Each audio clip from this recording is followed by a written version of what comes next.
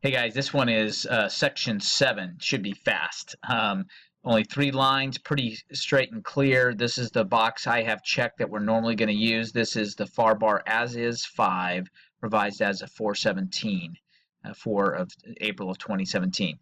Section 7, assignability. Check 1, buyer may assign. There are 3 different boxes here. Buyer may assign and thereby be released from any further liability under this contract. That one is going to be rarely seen. If someone tries to check that on you and you have the listing, you got to question what they're doing. They would just love to just write this contract, assign it to somebody else, and then get out of there. And if you have a pre-qualification letter from them, it doesn't matter because now you got to deal with the new person that's been assigned. If you're representing your seller, I can think of very few reasons why you would allow that to be checked there.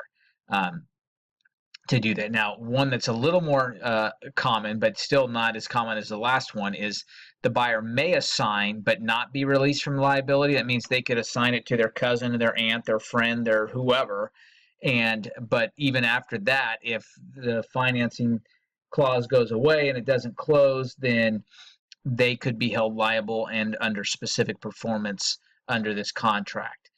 More often than not, this is the most logical one to do because, quite frankly, it says may not assign this contract. Here's my thought. If they want to assign the contract, then let's write the contract in the person who they want to assign it to. Let's not write the contract in somebody else's name and give it to somebody else. This is the one I highly suggest you use, that the buyer may not assign this contract, meaning it cannot be passed on to somebody else. The buyer whose name is on the offer and on the contract is the one who's going to close. Pretty straightforward. That's the one we want to use.